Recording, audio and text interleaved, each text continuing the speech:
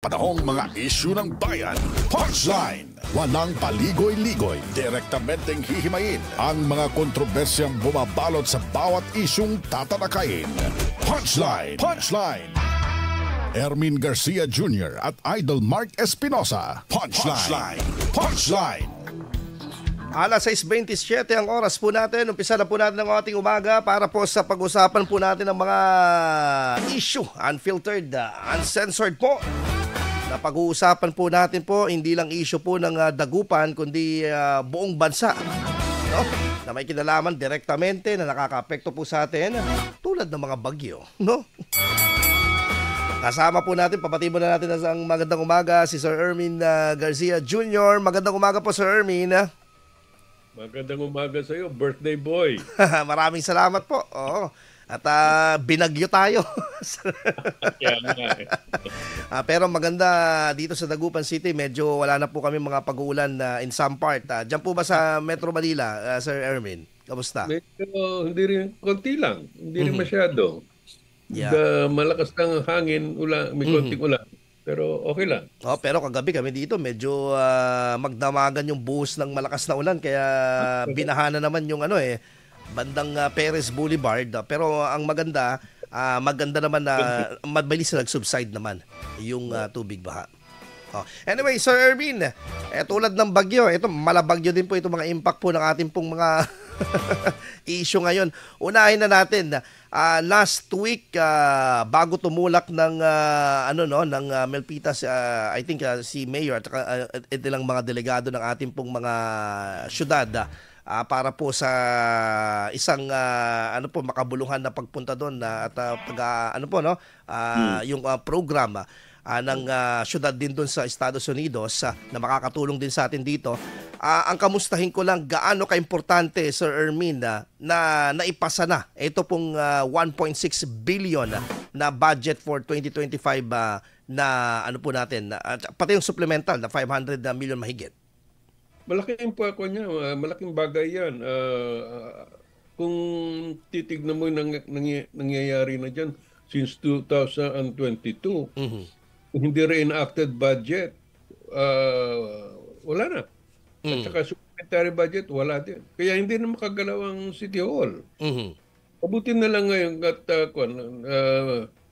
salamat din sa Diyos at meron ginawang paraan matapos na yung pagka-obstruct ng mga obstructionism ng barkada dyan.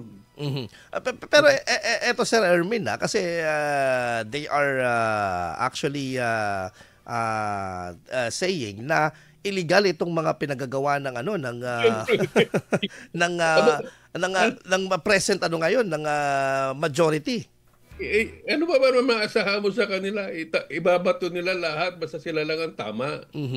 Yung pagbarabarangan ko sila ang tama Ano ba maasahan mo sa kanila? Yeah, pero eto nga, binasa din ni Mayor last week sa kanyang press con yung ruling ng DILG na there's nothing wrong and there's no illegal doon sa mga transactions ngayon ng sangguniang panlunsod. Tama yun. Ang hirap kasi dyan sa barkada ng pitong yan, akala nila, basta inisip nila kung anong dapat gawin, tama. Biro mo pati nung pag-approve nung budget nung 2023, nung wala sila gusto nila hindi pwede daw dahil qualified majority. So naman nakarating ng qualified majority to approve a budget.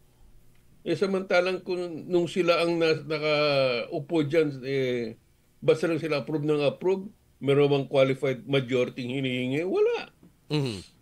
So ngayon, mabuti na lang at meron nyo. Kaya wala ka na maasahan sa kanila, talagang self-destructing na lang ang buhay ng mga barkadang pitong yan sabi ko nga kaya medyo disappointed din ako kay Councilor Celia Lim. Akala ko siya yung madre di pamilya sa kanila, pinaka-senior sa kanila, na magsasabi na, tikam na hinahinay, sumama na tayo as fiscalizers. Majority. Hindi, pinagtatanggal pa rin niya yung makamalian nila. Kaya sabi ko naman, klaseng itong mga konsehal natin ito. Ang puro, yung utak barkada lang ba? Mhm. nagkakaisa sila kung ano dapat gawin. Pero this will not going to affect the business of the Sangguniang Panlunsod na kahit na hindi sila umattend sa yung mga natitirang hindi suspended. Well, mas mabuti sana kung nandun sila to fiscalize. It's not the number anymore. Ang number to establish the quorum is already established. Yeah. Ang gusto lang na sana makita ng tao ngayon, na ngayon sila ang minority, ano ang ibubuga nila to fiscalize? In other words, do they have other data? May kabubuti pa yan? Dapat may magtanong na gano'n. Ang nangyari ngayon, wala nag-fiscalize din. Iniwanan nila yung trabaho nila. Okay. Pabida na naman sila ron. At ang kainaman nitong pagkakapasa ng supplemental budget at itong 1.6 billion na budget for 2025, may aasahan na tulong yung ating mga kababayan na nasalanta nitong mga bagyo. Palagay ko, syempre, hindi naman na malayo yun. Kasi yung supplemental budget na nandyan, savings na yan eh. So, imagine lahat ng 2 taon na hindi pinagastos. Hindi may pera. And ayusin yan, sigurado yan. Yes, and there's a clear ruling dito rin ng tawag ito ng Department of Budget, no, and Management na talagang ito ay legal na pwedeng gamitin sa mga proyekto ng syudad. Oo. Ang masama diyan pag hindi pinagamit. Aha. Sayang. Sayang. May pera pa tapos ayaw paggamit, ano kalokohan yan? May mga ilang mga infrastructure dito, Sir Ermin, na pina-priority ang present administration, particularly yung mga pag-upgrade ng mga drainage at saka ng kakalsadahan sa mga ilang barangay. Kasi talagang apektado rin sila kapag mga ganitong klase. Ito na nga may mga ilang Callejon, ilan lang to, Callejon, Rizal Extension. Meron talagang budget yan sa supplementary ba? Hindi kasi akalan mga tao dahil yung DPWH project kasama yung mga maliliit na main avenues lang yung kasama ng DPWH. Kaya ngayon maasahan natin na yung mga maliliit na kalye na parating binabaha, may magagawa ngayon dyan. So, at least, kung hindi man matapos before the election, naumpisahan na. Ang pangalawa pa nga dyan, yung City Hall dyan naumpisahan nila. Wala rin nangyayari doon Yun din ang yun din ang pinakatanong ngayon kung hanggang kailan tong City Hall na sinimulan nila wala nga pati yun baliwala sa kanila. Kasi yung pinumpisahan nila, ayaw nilang mangyari na iba ang nagtapos. So, mahirap tong mentality na ganito, Sir Ermin. Ay, nako. Ngayon na ako nakakita ng ganyan talaga. Barkada lang yun. Parang, tama nga yung sinabi na, hindi lahat ng barkada good influencer. Meron yung mga bad influencer din. Ay, nako. Meron.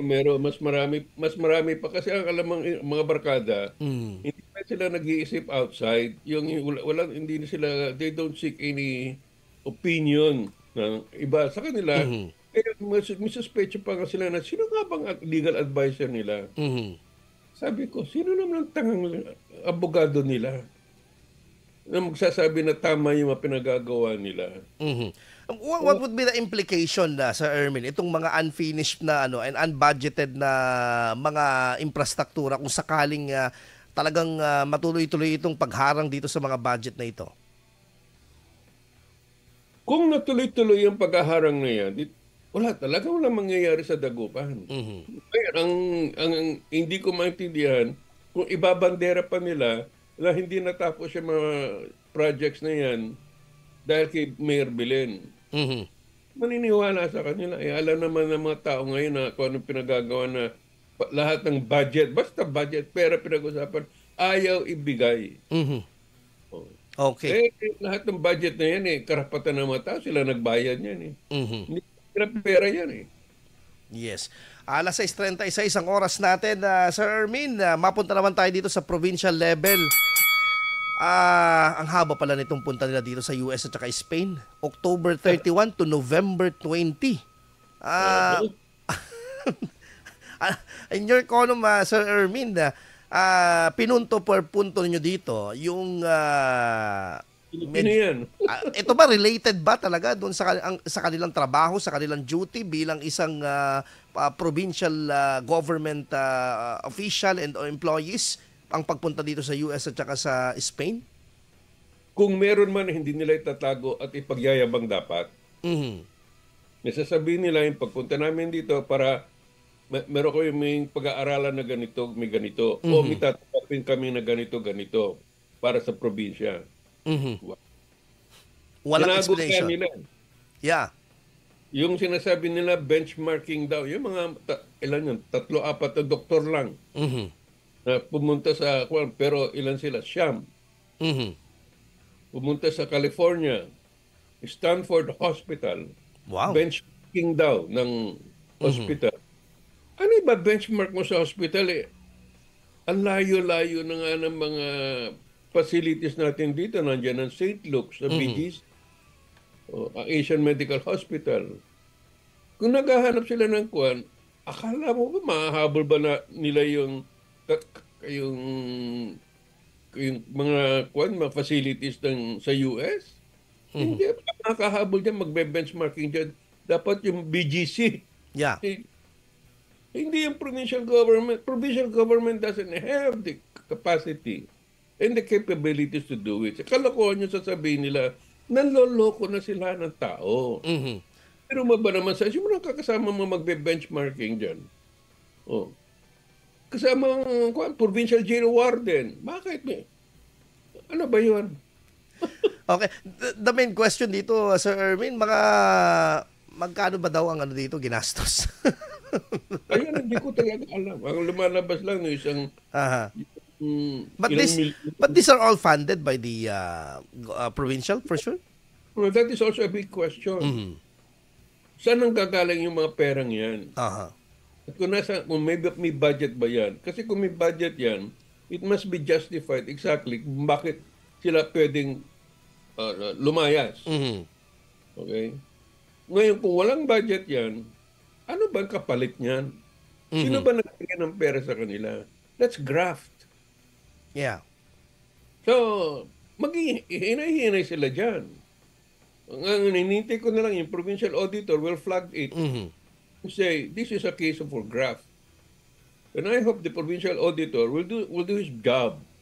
At sabihin natin ka muna, wala nga talagang budget yan. Lumalis sila rito. Pero wala naman sinasabi na para saan. Mhm.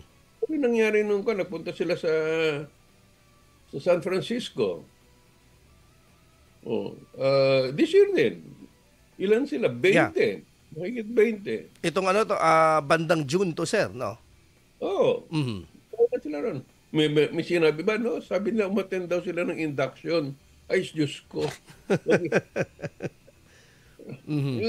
Gagastos sila ng milyon para lang umattend ko noon ng Induction. induction. Mhm. At saan yan? Ang pinagsususpecha ng marami, nang dahil lang na inumpisahan o nagkasunduan doon sa San Miguel, Mhm. yung Pangasinan Philex, kung tawag doon, yan. Yeah. Nagkaroon siguro ng down payment ang San Miguel para sa kanila, hindi para sa probinsya. Mhm.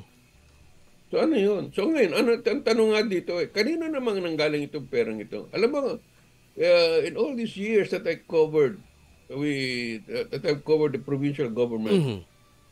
ang umaalis kung if at all is the governor lang. Mhm. To represent the province. Oo. Wala na yung kasamang mga entourage yan. Mhm. Hindi ko nga alam dito sa huli kung ilan sa kanilang nagdala pa ng asawa. Oh. At baka mamaya may mga anak pa at katulong. Nako. Oo. Aha. Kaya, I hope na lahat ng mga taga-Pangasinan, no, Mm. tatandaan nila pag nangangampanya na sila, pakitanong lang sa kanila, Mhm. galing yung ginastos nyo papuntang Spain, papuntang US, Mhm. okay, papuntang Japan. At itong mga ibang bansa na ito just for the benchmarking. Pero anyway, let's just give them a benefit of the give them the benefit of the doubt, and ang ating namang himpilan is bukas sa kanilang panig kung gusto nilang magbigay ng kanilang explanation, Sir Ermin. I hope they will take this opportunity to explain to us. Yes. To you. Ayaw nila sa akin eh. Hindi ayaw nila explain sa amin. So, yeah. Hindi, kasi ito karapatan to dahil masabi nila kung for example, kung personal nilang pera yon, o di, sige. Pero kung pera ng taong bayan na ang pinag-uusapan natin dito. Alam mo, kahit na personal nila yan, okay? Anong karapatan nilang umalis at paano yung trabaho nila? Yeah. At panahon ng kasagsagan ng bagyo. Oh. Wala eh. Talo talaga eh. Talagang lulusutan yan eh. Kaya sabi ko, kaya tago pala sila ng tago sa mga local media, lalo na sa Sunday Punch. Yeah. Ayaw nilang ilabas yan. Kahit anong gawin mong pagtatanong, purong gano'n, una. Dapat ang PIO is bukas dito, siyang magsalita on behalf ng yan ang number 1 na nagtatago eh. Kasi lang yung kwan namin na nagko-cover dati dyan sa provincial, si Eva. Wala, hindi na siya niimbita. Nako.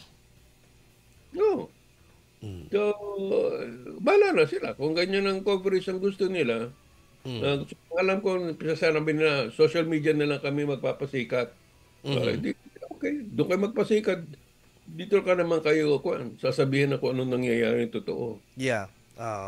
And ito isang malaki alam nyo, ito ang beauty po ng press freedom at talagang pagiging watchdog po at binabantayan natin yung bawat galaw na direct feeling natin dito parang wala lang ito pero in a long run it has an effect politically and syempre sa ating pong sistema po ng gobyerno dito sa probinsya.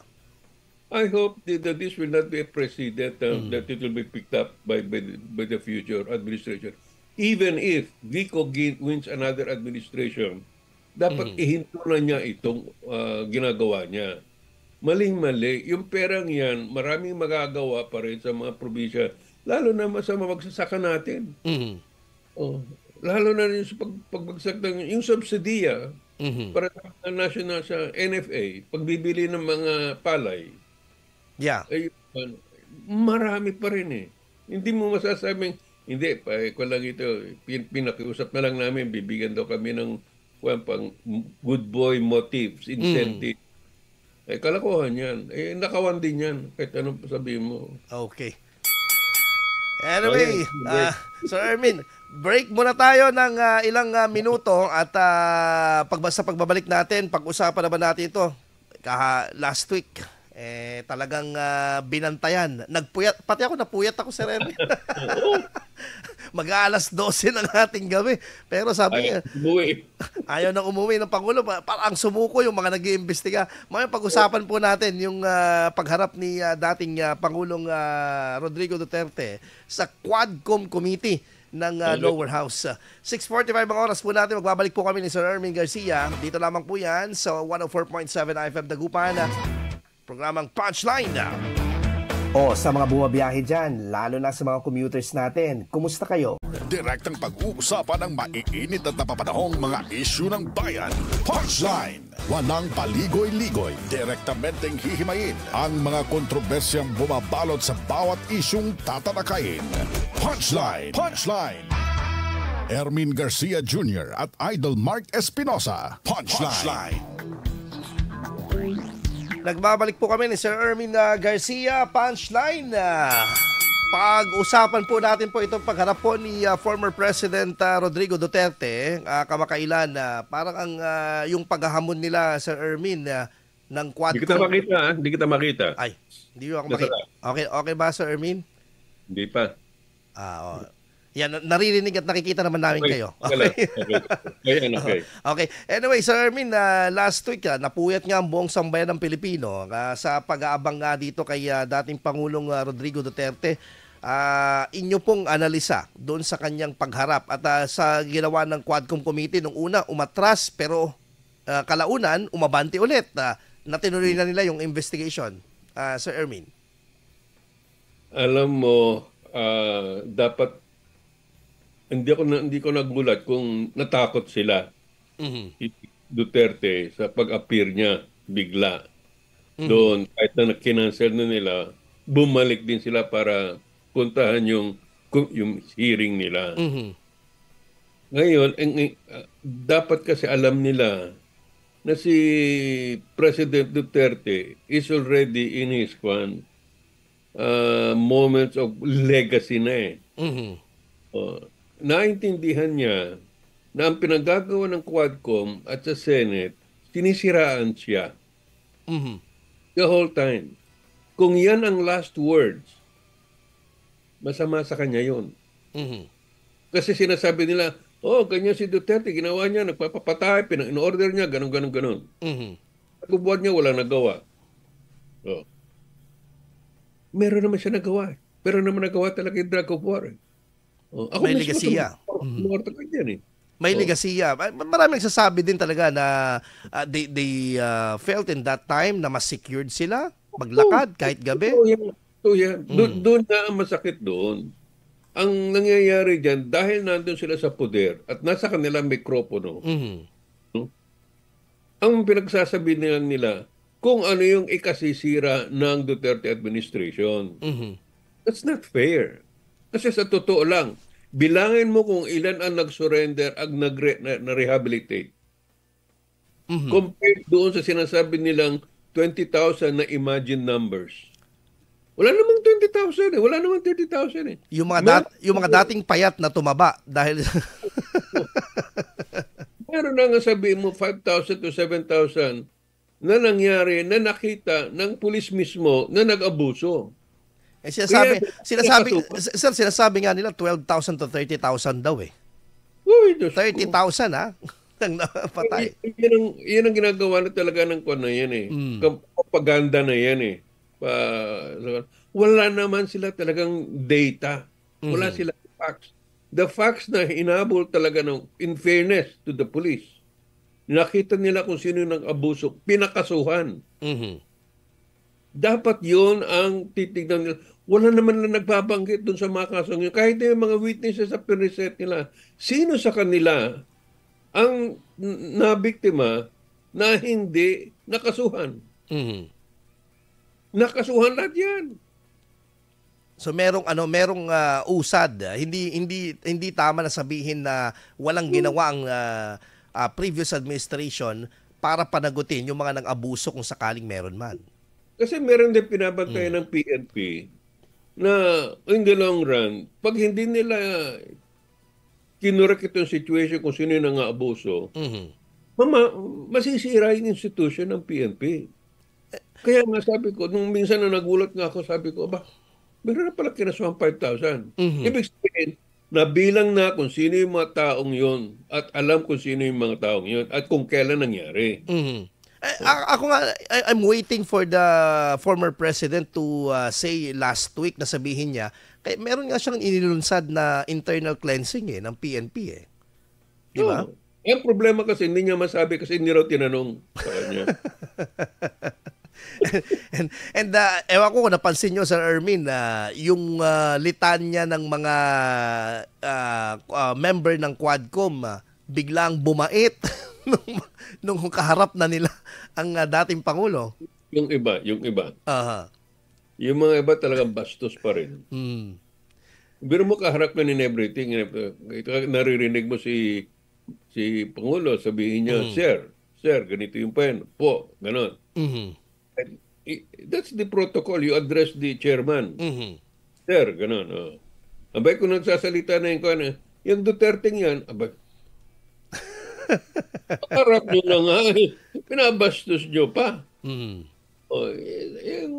Hindi talaga maalis sa kanilang kailangang masira si Duterte. Pwede namang hukayin kung ano man ang nakita nilang hindi nagawa ng gobyerno sa magandang asal. Okay lang yun. Tama lang yun. Sasabihin mo, alam ba nyo, Mr. President, na merong ganito, walang ginawa ang pulis. O walang ginawa yung kwan. Ito ba ay na-report nyo o kinasuhan nyo? Mga ganun. Sir, what can you say about this move ng dating Pangulong Duterte harapin ang Quadcom Committee, and how do you assess yung kanyang pagsagot sa Quadcom? Yung pagsagot niya sa Quadcom is signature Duterte yan. Okay.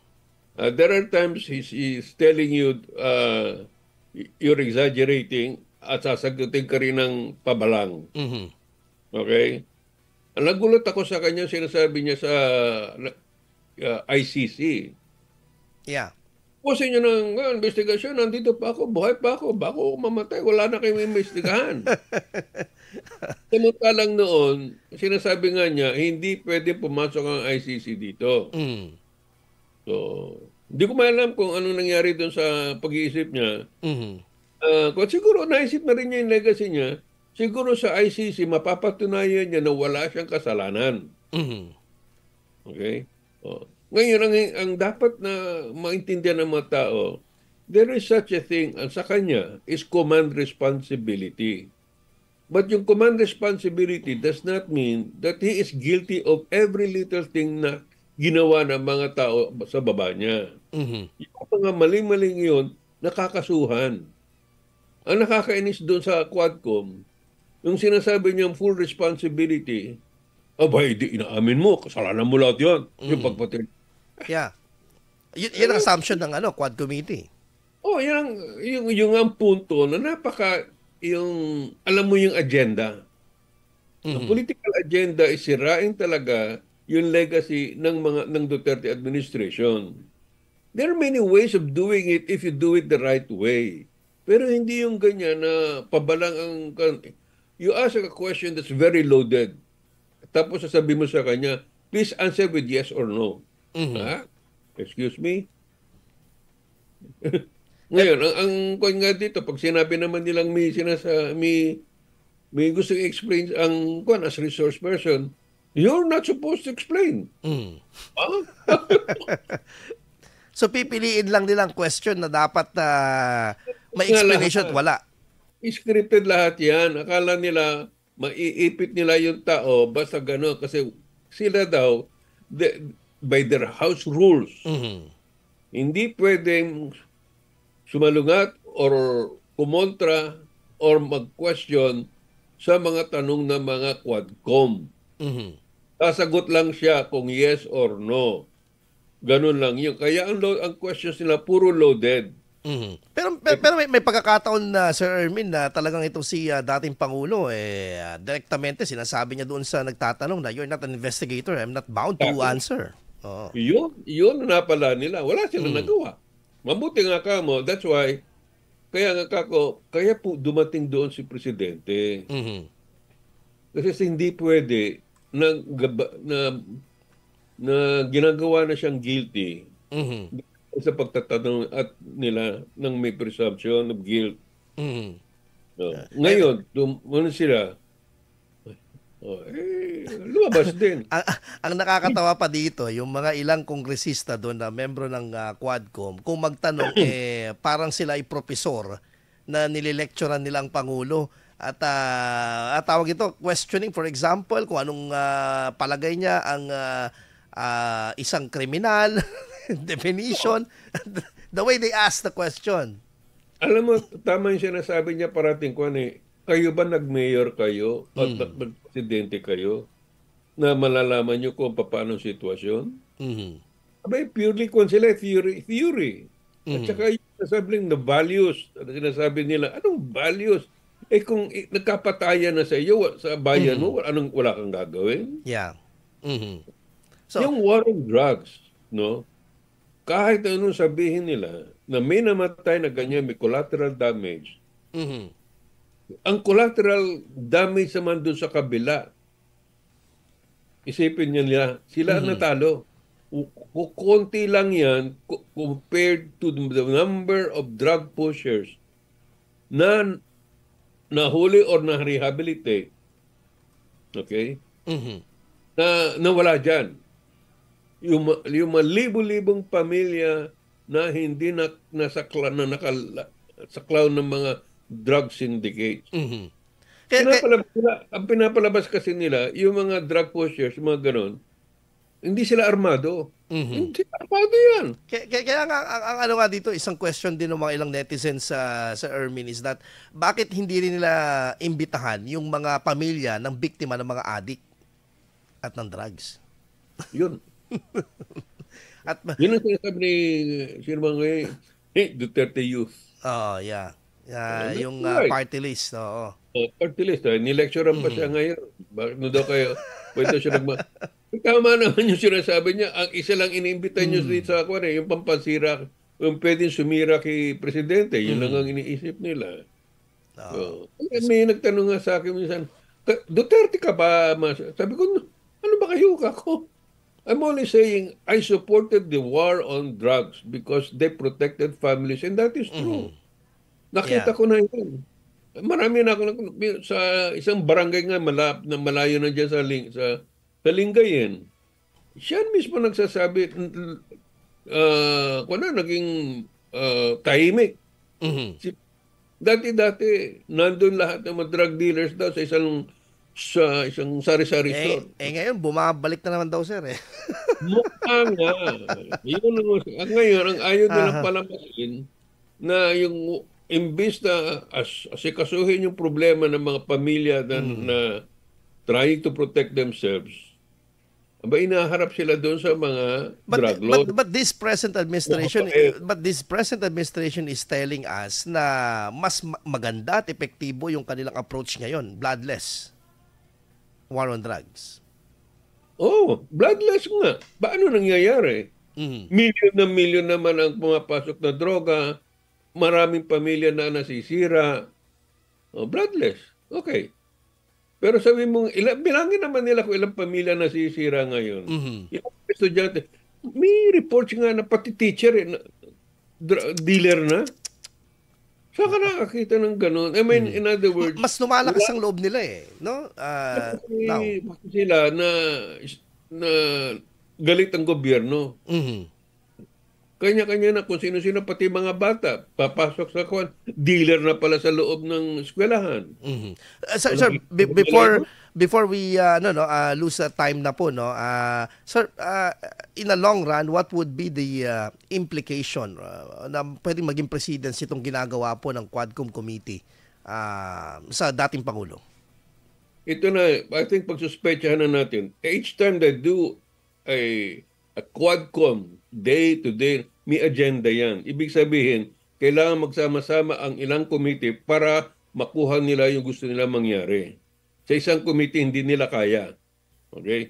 But the most important thing is, as a legacy na ginawa ni President Duterte, from here on, there will be an accountability in the real world for the President. Tama lang naman yung punto na he is made to account for this and that.